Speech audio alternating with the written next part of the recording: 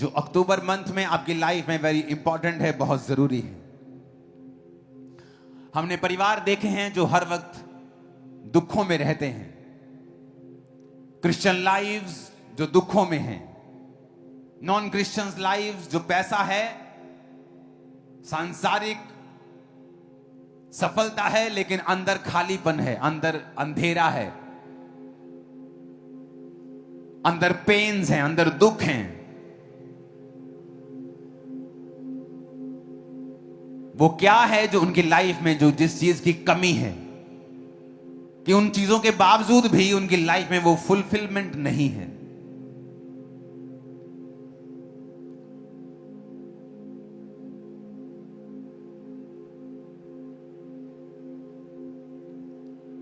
जब आप हिस्ट्री पढ़ते हैं, जिस पहाड़ पर परमेश्वर ने मूसा को दर्शन दिया, आज भी अगर आप उस पहाड़ को देखने जाएंगे, आज भी आपको वो सऊदी अरेबिया में मिल जाएगा।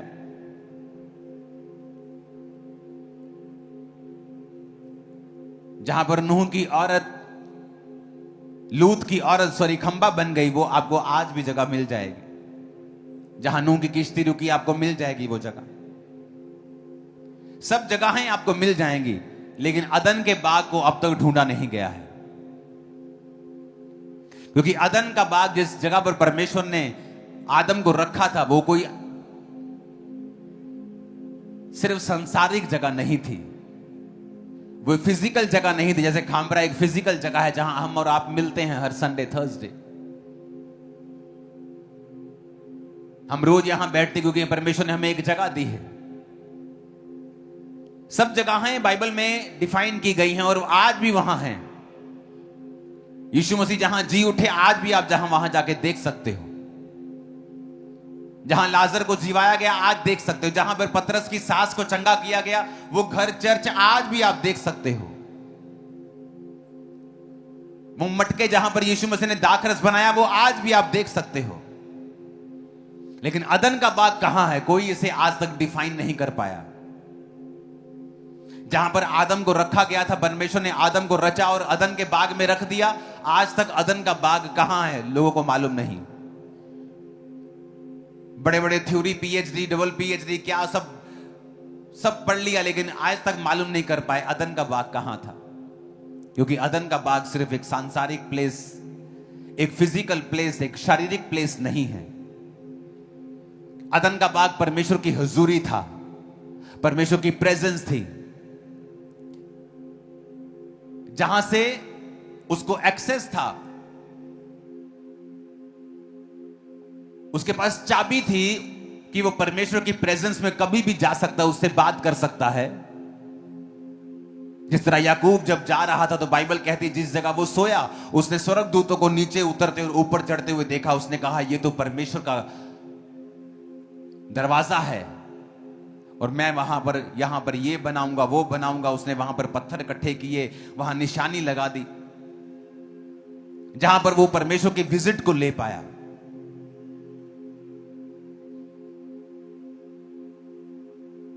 एक बड़ी इंपॉर्टेंट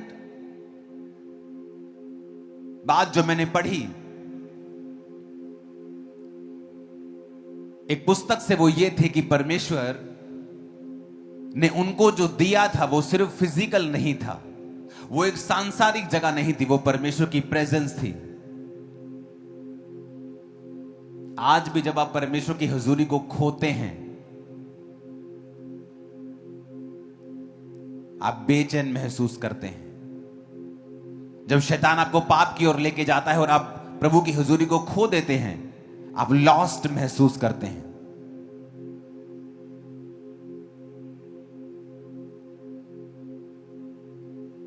आप कुड़कुड़ाते हैं परमेश्वर के सामने, कंप्लेंट्स करते रहते हैं आप परमेश्वर के सामने। परमेश्वर ने कहा था उस औरत को, जो औरत पानी भरने के लिए दोपहर को गई थी, जब परमेश्वर रास्ते में यहूदिया से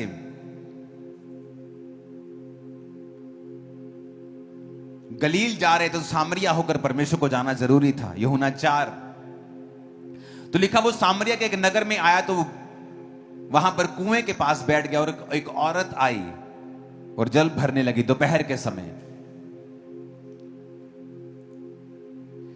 छठा घंटा मतलब दोपहर का समय। एक रिजेक्टेड औरत, क्यों रिजेक्टेड थी? क्योंकि संसार ने उसे रिजेक्ट कर दिया था। क्यों रिजेक्ट कर दिया? क्योंकि वो व्यभिचारिणी थी। एक पति, दूसरा पति, तीसरा पति, चौथा, 5 पति। अभी छठे बंदे के पास रह रही, वो भी उसका पति नहीं, तो लोगों ने उसे रिजेक्ट कर दिया था। तो उसे वो सुबह सुबह औरतें पानी भरने के लिए जब जाया करती थी तो वो औरतें उनको साथ नहीं लेके जाती थी, उसे गंदी औरत समझ कर छोड़ दिया जाता था। तो वो दोपहर के समय जब कोई पानी लेने नहीं जाता, जब धूप होती है, कोई घर से नहीं निकलता, उस एरिया में, जिस एरिया की मैं बात कर रहा हूं, तो वो दोपहर को पानी लेने जाया करती थी। और यीशु मसीह वहां बैठे हुए मिले और यीशु मसीह ने उससे कहा, मुझे पानी पिला। तो बड़ी हैरान हुई कि तुम मुझसे पानी क्यों मांग रहे हो? मैं तो एक अन्य जाति औरत हूं और यहूदी जो है मुझसे कोई व्यवहार नहीं रखते हैं। और 10 आयत में यीशु ने उत्तर दिया, यदि तू परमेश्वर के वरदान को जानती और यह भी जानती कि वह कौन है जो तुझसे कहता है मुझे पानी पिला, तो तू उससे मांगती और वो तुझे जीवन का जल देता।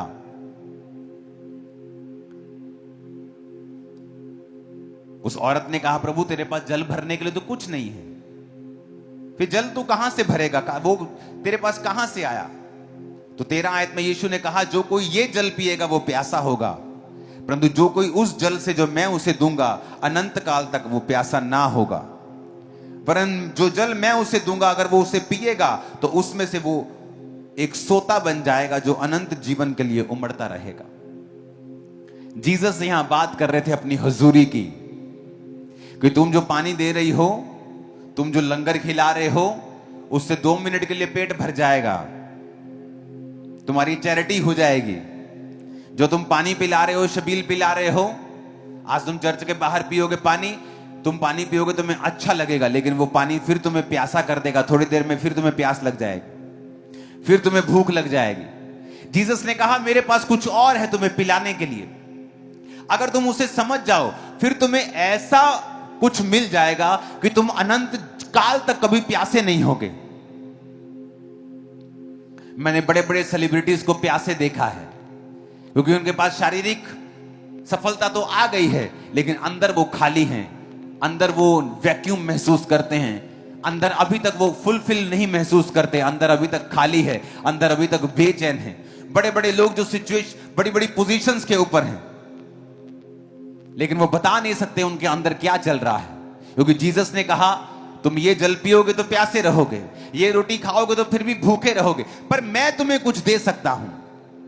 अगर तू जानती मैं कौन हूं और मैं तुम्हें अगर वो पानी पिलाता, जो जीवन का जल देता, तो कहता, अगर मैं तुम्हें वो जीवन का जल पिला दूं तो तुम अनंत काल तक कभी भी प्यासे नहीं रहोगे।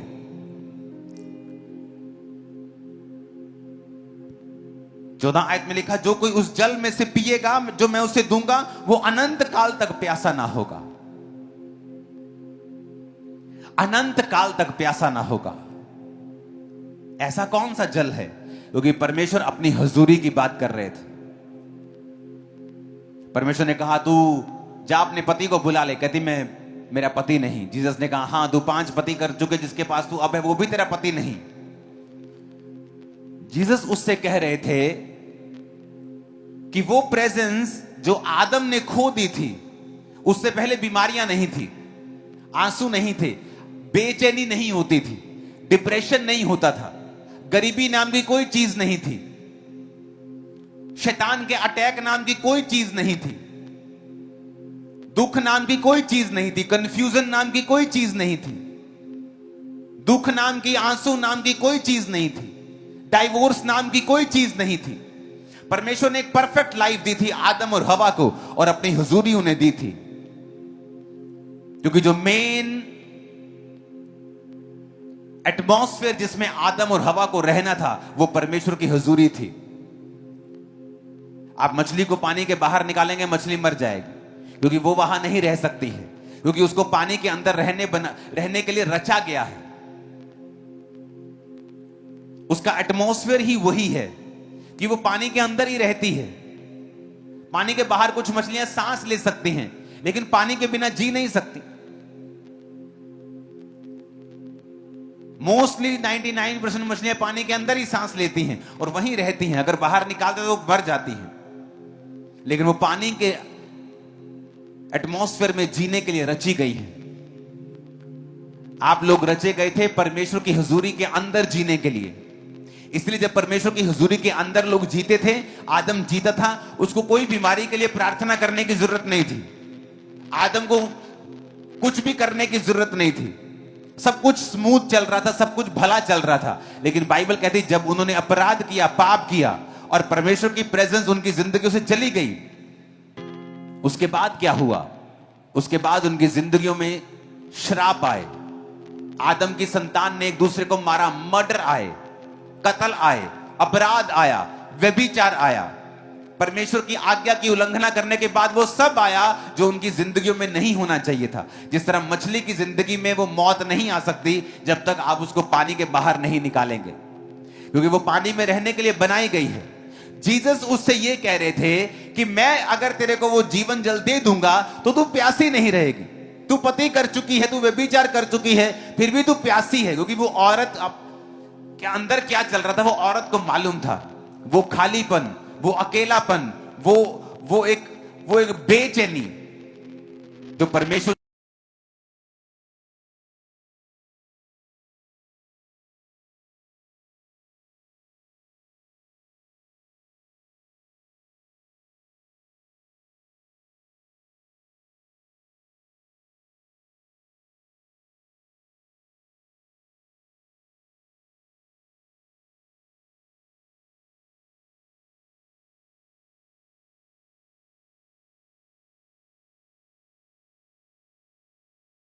की है। अगर तू तौबा करे, अगर तू मुझे अपना ले, अपना उद्धार करता, अपना मसीह, तो मैं तुझे वो जीवन जल दूंगा, यानी मैं तेरे जीवन में अपनी हुजूरी दे दूंगा और उसके बाद तू कभी भी प्यासी नहीं रहेगी, तू कभी भी भूखी नहीं रहेगी। वो सारा कुछ तेरी लाइफ में आना शुरू हो जाएगा जो तू मांगती है लेकिन पा नहीं रही। वो परमेश्वर की प्रेजेंस, वो परमेश्वर की हुजूरी जिसे आज विश्वासी भी खो चुका है, क्योंकि हर वक्त वो कंप्लेंट करता है, हर वक्त कुड़कुड़ाता है, वो भूल जाता है उसकी जिंदगी में जो 400 तरह की आशीषें हैं और वो कंप्लेंट करता रहता है परमेश्वर से, अगली आशीष के बारे में इंतजार करता रहता है, आगे क्या करना है उसके बारे में सोचता रहता है।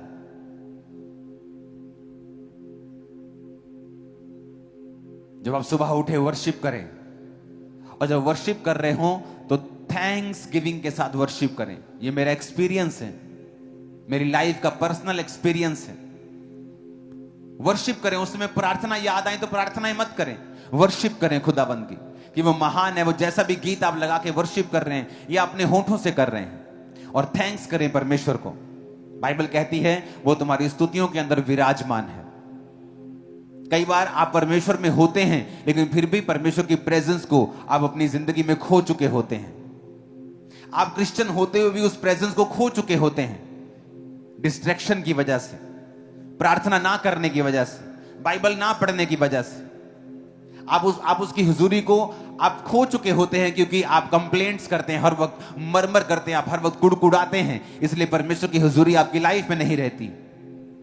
और परमेश्वर उससे कह रहा था कि अगर मैं तुझे वो पानी दूंगा ना जो जीवन जल है, तो फिर कभी भी प्यासी नहीं रहेगी, तो कभी भी प्यासी नहीं रहेगी।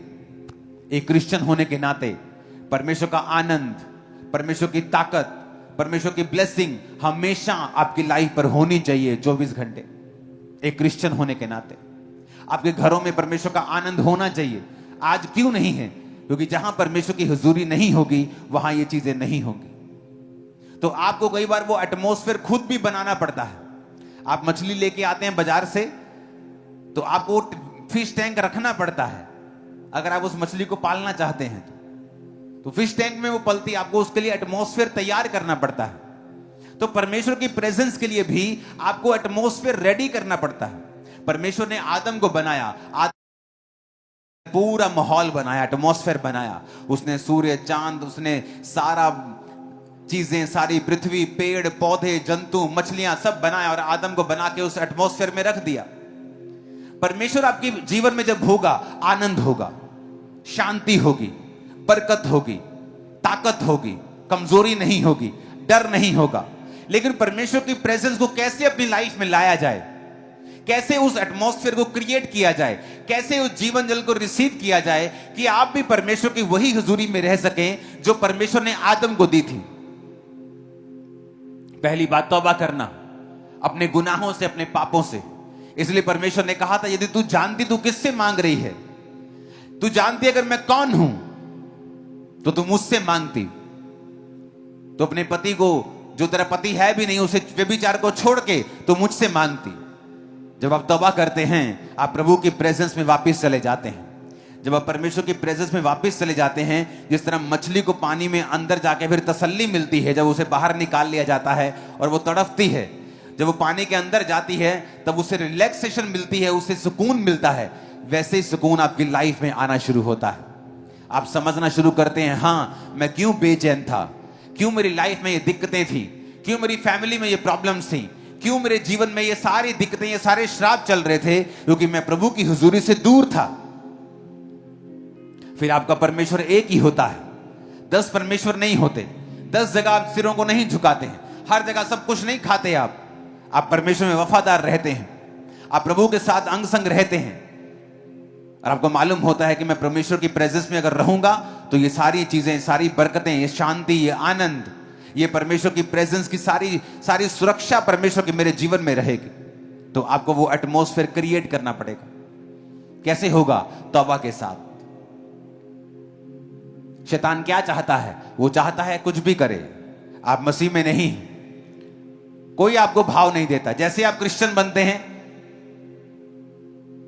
आपको सुंदर से सुंदर लड़की अप्रोच करती है। रीजन, क्योंकि शैतान चाहता है आप उस प्रेजेंस से निकल आए, क्योंकि उस सुरक्षा के अंदर वो काम नहीं कर सकता, उस बाड़े के अंदर वो काम नहीं कर सकता। अय्यूब पर उसने कहा था कि परमेश्वर तूने इसके आसपास बाड़ा बना के रखा है, मैं इसको छू नहीं सकता। तौबा करने से आपकी लाइफ में परमेश्वर की प्रेजेंस फिर से रिस्टोर होती है। आप किसी प्रकार का पाप कर रहे हैं या प्रभु से दूर हैं, आप नहीं कह सकते आप तौबा कर चुके हैं, आप क्रिश्चियन हैं, अगर आप रोज 2.5 घंटे प्रार्थना नहीं करते हैं, आप 1-1.5 घंटा प्रार्थना, 1 घंटा बाइबल नहीं पढ़ते हैं, आप नहीं बोल सकते परमेश्वर की प्रेजेंस आपकी लाइफ में है। जब आप परमेश्वर की प्रार्थना करते हैं, जब आप तौबा करते हैं, तो परमेश्वर की हुजूरी आपकी लाइफ में आपको लिविंग, आपको जीवित महसूस होती है। जब आपको वो जीवित महसूस होती है, आपको मालूम होता है कि ओह, ये प्रॉब्लम का हल क्या है, मुझे किस तरह से आगे बढ़ना है। कंफ्यूजन्स दूर होना शुरू होती हैं। अपने बच्चे के लिए क्या करूं, कौन सा बिजनेस करूं, क्या करूं, कंफ्यूजन दूर होती हैं जैसे ही आप उसकी हुजूरी में जीना सीखते हैं, क्योंकि आपको परमेश्वर की प्रेजेंस में जीने के लिए ही क्रिएट किया गया था। आप अगर अपनी जिंदगी का पूरा आनंद लेना चाहते हैं तो आपको उसी प्रेजेंस में, उसी एटमॉस्फेयर में वापस आना पड़ेगा, नहीं तो तब तक आप बेचैन रहेंगे, तड़फते रहेंगे और कुछ भी हासिल नहीं होगा।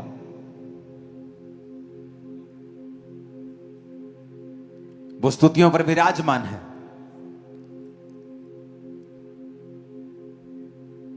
स्वर्ग परमेश्वर का सिंहासन है, पृथ्वी उसकी चौकी है। परमेश्वर स्वर्ग में नहीं रहता, वो देखे सिंहासन है उसका। परमेश्वर ने स्वर्ग को बनाया है। स्वर्ग को बनाने से पहले फिर वो कहां रहता था? वो हाउसलेस थोड़ी था, वो होमलेस थोड़ी था, वो फिर वो कहां रहता था? बाइबल कहती है परमेश्वर स्तुतियों के बीच में विराजमान है। इसलिए परमेश्वर ने अपने चेलों को प्रार्थना करना सिखाया था कि जब तुम प्रार्थना करो, बोलो ऐ हमारे बाप तू जो आसमान में है, तेरा नाम पाक माना जाए। यानी जब तुम प्रार्थना शुरू करो तो वर्शिप शुरू करो। आज हम प्रार्थना जब शुरू करते हैं, सीधा ही कंप्लेंट, हे परमेश्वर तू नहीं जानता आज मैं कितना दुखी हूं, तू नहीं जानता आज मैं कितनी दुखी, सीधा कंप्लेंट।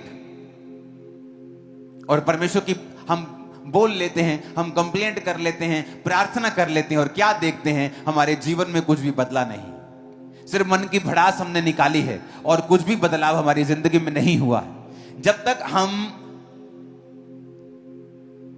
सिस्टम से नहीं चलेंगे। कई बार आपको कंप्यूटर में बड़ी जल्दी होती कि मुझे ये जल्दी जल्दी करना है, लेकिन वो आपसे मांगता है, okay do you want to do this, then click this and then this, अब दिस, अब बोलेंगे जल्दी जल्दी कर दे। आप जितना जल्दी करेंगे वो आपको उतना लेट कर देगा, आपको फिर से करेगा, ओके देन गो अगेन, फिर से फॉर्म भर अपना। फॉर्म में एक गलती होगी, जल्दी जल्दी भर, फिर से भर अपना फॉर्म।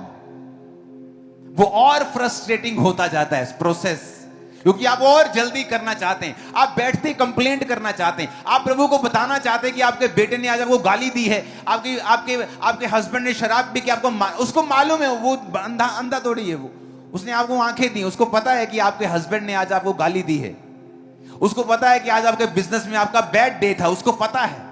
हो सकता है वो उन सिचुएशंस को यूज कर रहा हो आपको अपने करीब लेके आने के लिए। तो परमेश्वर ने हमें मैनुअल दिया है कि जब तुम परमेश्वर की प्रेजेंस में जाओ तो किस तरह करो। ऐ हमारे बाप तू जो आसमान में है, तेरा नाम पाक माना जाए, तेरा राज्य आए। तो जब वर्शिप में आप बैठेंगे, प्रार्थना में बैठेंगे, सबसे पहले चाहे दुखी हो सुखी हो, आप वर्शिप करें, प्रभु की वर्शिप करें, थैंक्स गिविंग के साथ, धन्यवाद के साथ लिखा मेरी हजूरी में आ। फाटकों में प्रवेश कर थैंक्स गिविंग के साथ, आंगनों में प्रवेश कर धन्यवाद के साथ, थैंक्स गिविंग के साथ, स्तुति करते हुए प्रवेश कर। और जैसे ही आप ऐसा करना शुरू करेंगे, आप नोटिस करेंगे परमेश्वर की जो प्रेजेंस है आपकी लाइफ में वापस आना शुरू हो गई। और ये मेन चीज होगी, main, this is the most important thing आपकी लाइफ में। आप अपने बिजनेस में हैं और आप 6 महीने से दुखी हैं, मैं क्या करूं परमेश्वर।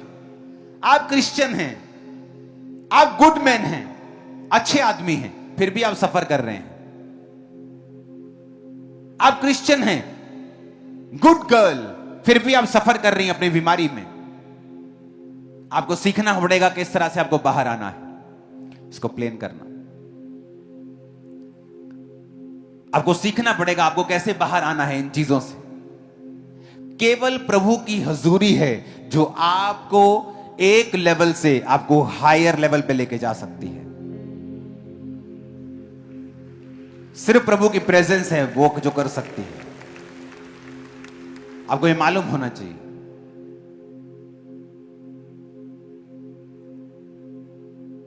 जब तक आप नेक्स्ट लेवल पर नहीं जाते हैं, आपकी फैमिली की कोई साल्वेशन नहीं होती। जब तक आप नेक्स्ट लेवल पे नहीं जाते हैं, बहुत सारी चीजें हैं जो आपकी लाइफ में प्रभु करना चाहता है वो नहीं कर पाता है। परमेश्वर की प्रेजेंस आपको चाहिए, क्यों?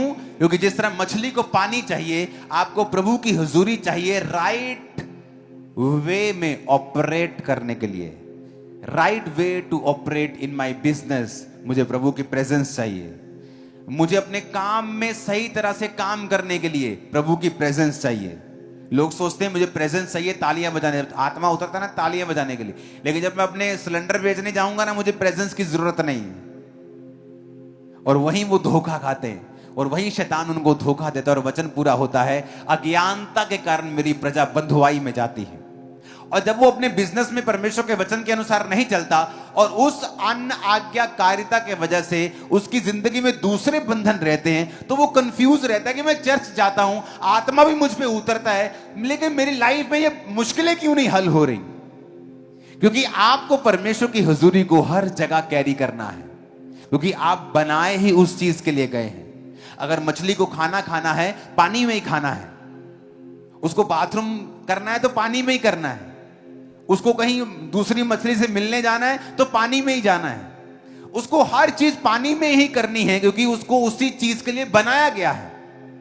आपको जब परमेश्वर ने बनाया तो प्रभु जानता था आपको बिजनेस करना है, आपको डॉक्टर बनना है, आपको वैद्य बनना है, इंजीनियर बनना है, आपको काम करना है, आपको जॉब करनी है। तो उसने सब चीजें वो जानता था, इसलिए उसने एक एटमॉस्फेयर रेडी किया, परमेश्वर की प्रेजेंस का एटमॉस्फेयर, कि जिसमें रहकर आप सब चीजें ऑपरेट करेंगे और आपको कोई भी दिक्कत नहीं होगी।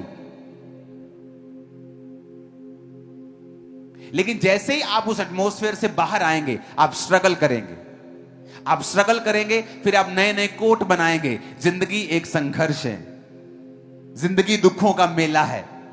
ये उन्होंने बनाए हैं जो परमेश्वर की हुजूरी से दूर हैं। जिंदगी संघर्ष नहीं है। पिता ने आपको संघर्ष करने के लिए पैदा नहीं किया है, लेकिन हमें प्रैक्टिस करनी होगी परमेश्वर की प्रेजेंस में जीने की, और हमें एटमॉस्फेयर क्रिएट करना होगा। हमें एटमॉस्फेयर क्रिएट करना होगा, हमें वो माहौल बनाना होगा जहां हम परमेश्वर की हुजूरी में रह सकें। मेरे दोस्त जो परमेश्वर में नहीं थे, जब मैं परमेश्वर में आया मैं उनसे अलग हुआ, क्योंकि मुझे वो एटमॉस्फेयर अपनी लाइफ में बनाना था जहां मैं परमेश्वर की प्रेजेंस में ही रह सकूं। अगर मैं वो एटमॉस्फेयर, वो माहौल नहीं बनाऊंगा तो मैं जानता हूं कि मुझे ही प्रॉब्लम होगी, क्योंकि परमेश्वर की प्रेजेंस में आपको राइट वे में डायरेक्शन मिलती है। आप शांत होते हैं, शांति आपके अंदर होती है, आनंद होता है। परमेश्वर आपको गाइड करता है, आपको बताता है किस तरह से अपनी लाइफ में चलना है, और जब वो प्रेजेंस आपके अंदर होती है तभी आप समझ पाते हैं उस प्रेजेंस को, जिसके बिना आप कुछ नहीं कर सकते हैं। उसको, उस एटमॉस्फेयर को बनाने के लिए सबसे पहला काम है कन्फेशंस। अपने पड़ोसी को बोलो अंगीकार करना।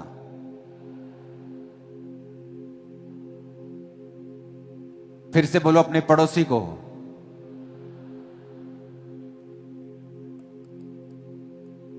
ओके, बोलो अंगीकार करना। फिर से इसका रबड़ भी ऑन करना। सेकंड, अपने पड़ोसी को बोलो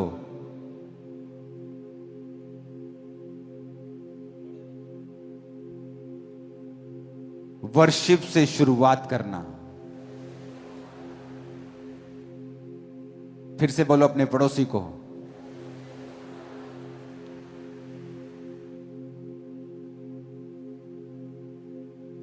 और धन्यवाद देना।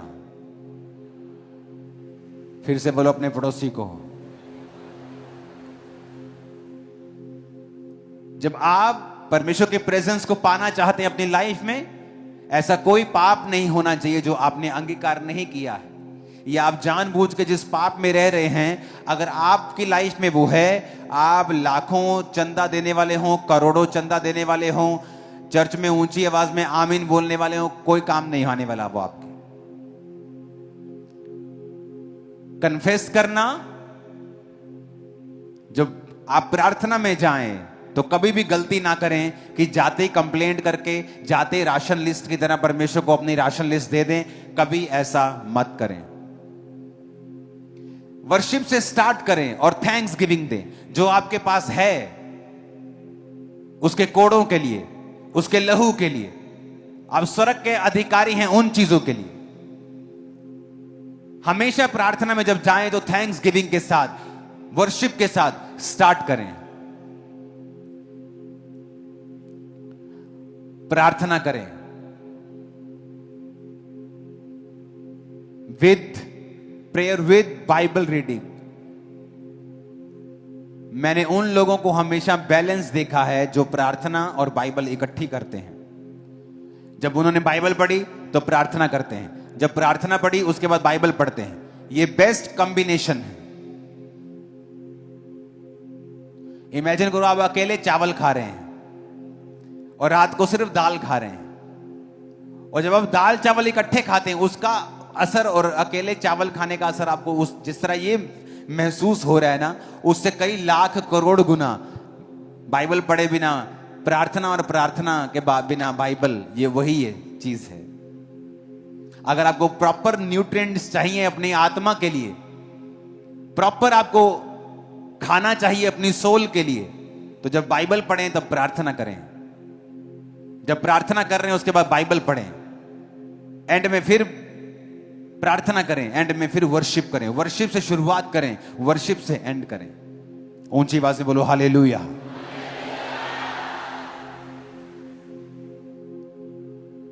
परमेश्वर की प्रेजेंस का आपको अगर माहौल चाहिए, वो एटमॉस्फेयर आपको क्रिएट करना है, जिसके लिए, जिसके अंदर आपको रहने के लिए बनाया गया है, उसके अंदर सब आसान है, उसके अंदर मुश्किल नहीं है, फ्रस्ट्रेशन नहीं है। हाँ, ग्रोथ परमेश्वर की टाइमिंग के हिसाब से होगी, लेकिन वो खुदा का हाथ आपके संग होगा। हालेलुया। ऊंची आवाज में कहो हालेलुया। फिर से कहो हालेलुया।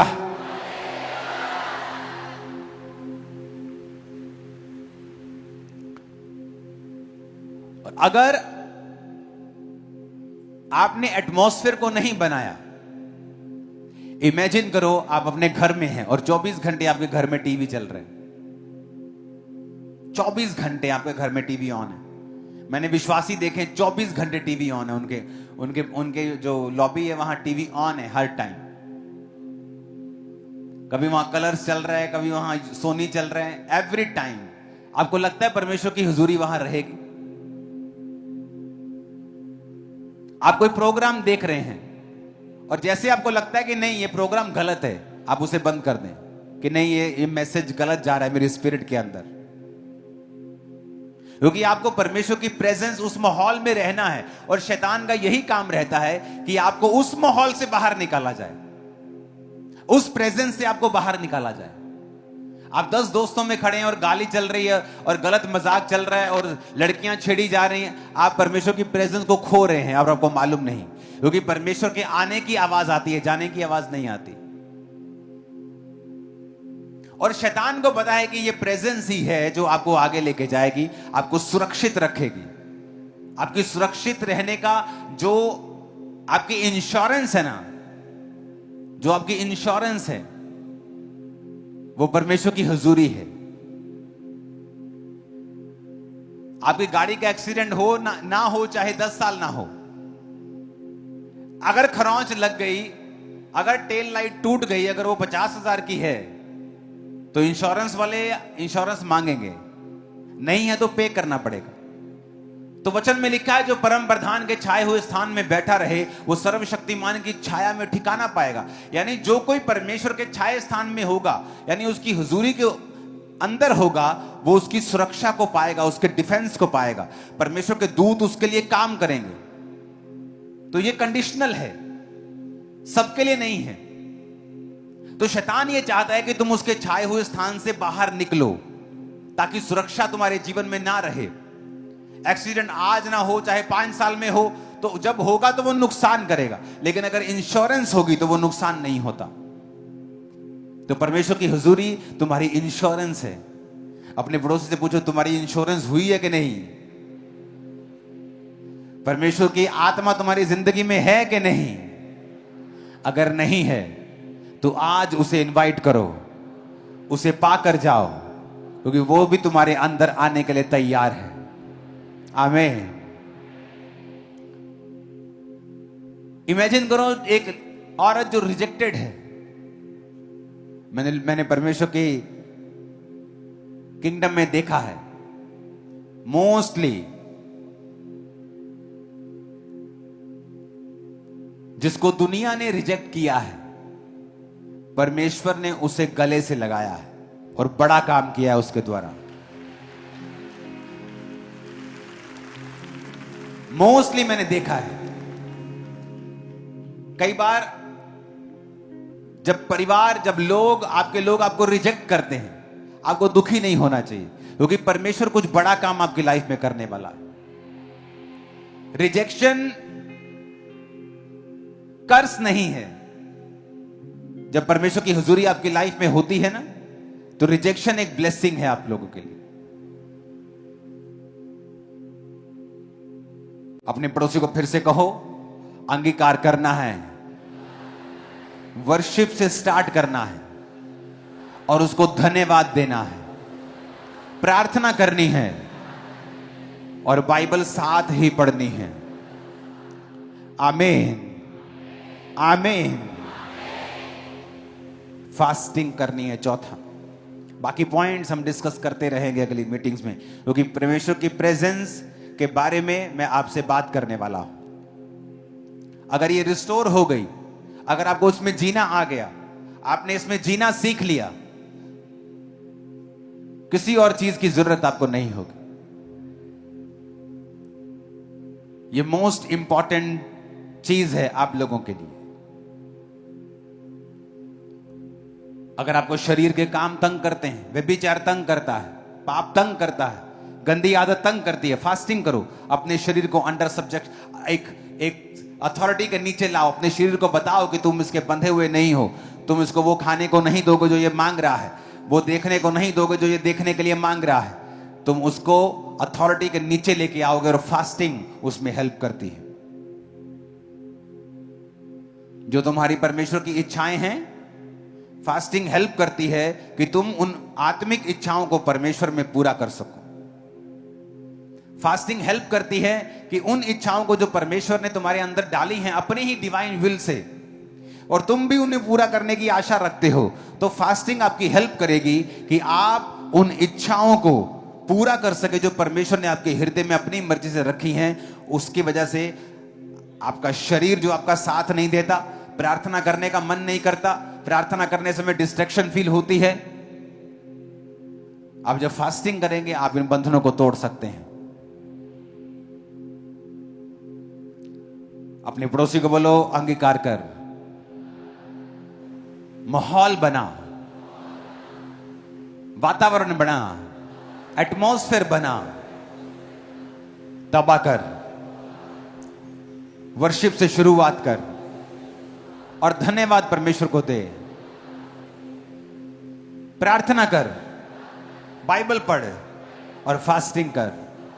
आमीन। जिस दिन आप ये समझ जाएंगे कि प्रभु की प्रेजेंस में आपको जीना है,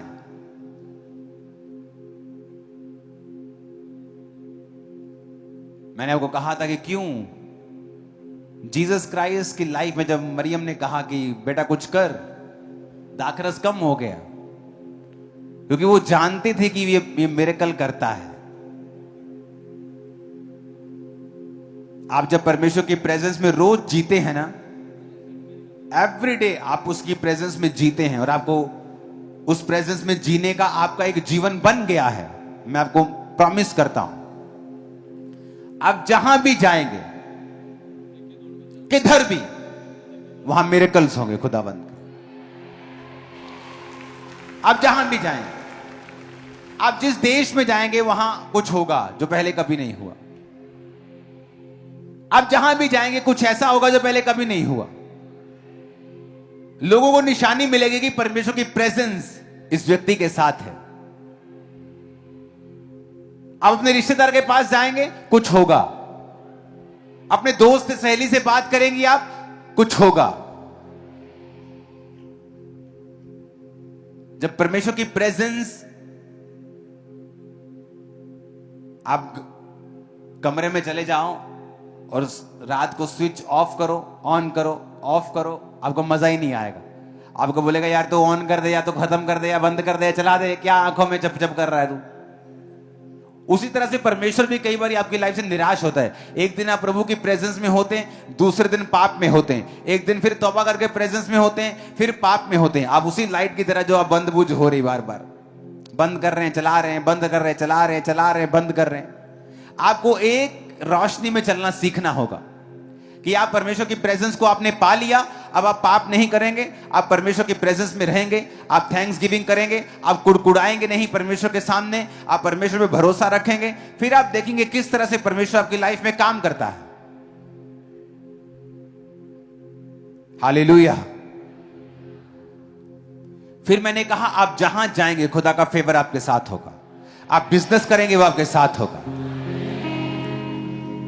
आप मैरिज करने जाएंगे वो आपके साथ होगा। आप पैदल चलेंगे वो आपके साथ होगा। जहाज पे होंगे वो आपके साथ होगा। आप जिस जगह जाएंगे परमेश्वर आपके संग होगा और मिरेकल करेगा आपकी लाइफ के द्वारा।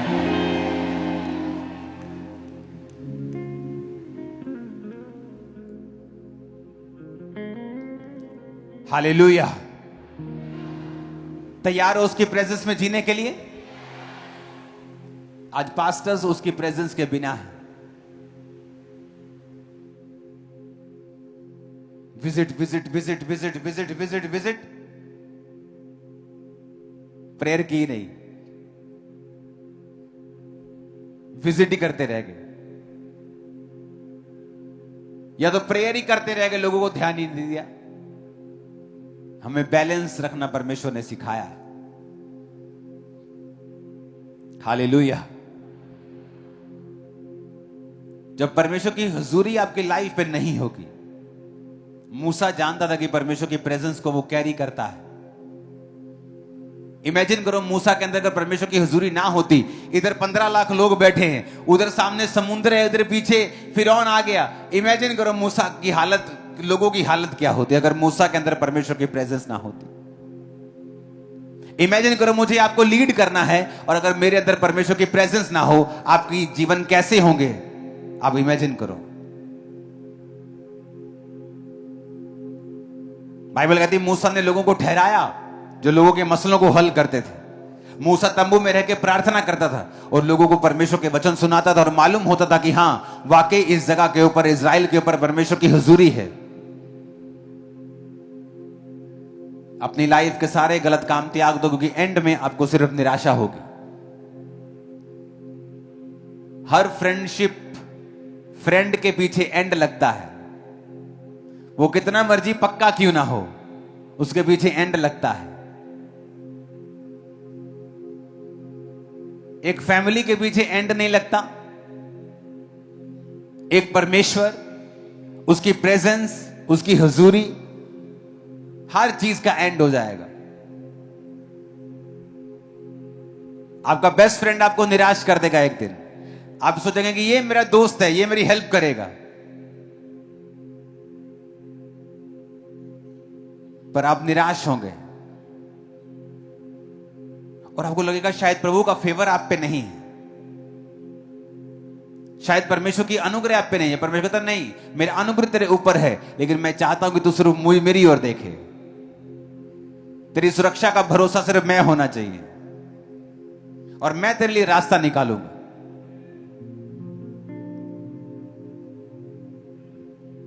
क्योंकि हर फ्रेंड का एक एंड है। मेरे भी फ्रेंड हैं मिनिस्ट्रीज में, पर मेरा भरोसा मेरे परमेश्वर के ऊपर है अब, क्योंकि फ्रेंड का एंड जरूर है। तो वो फ्रेंडशिप जिसके कारण आप परमेश्वर के प्रेजेंस के साथ कॉम्प्रोमाइज कर रहे हो, एक दिन श्योरली 100% मेरी बात को लिख लो, आपको निराश करेगा और आपका टाइम वेस्ट करेगा। कि आपने अगर आज परमेश्वर के वचन को सुनकर माना होता, तो वो 5 साल, वो 10 साल आप निराशा में जो आपने वेस्ट कर दिए, एक आदमी के पीछे लग के, एक औरत के पीछे लग के, एक रिलेशनशिप में जो नहीं थी सही, आप 10 साल बाद कहेंगे काश मैंने पहले सुना होता, काश मैंने पहले माना होता, सुन तो लिया था।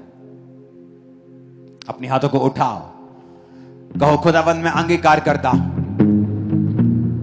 ये नीचे क्यों बैठा है?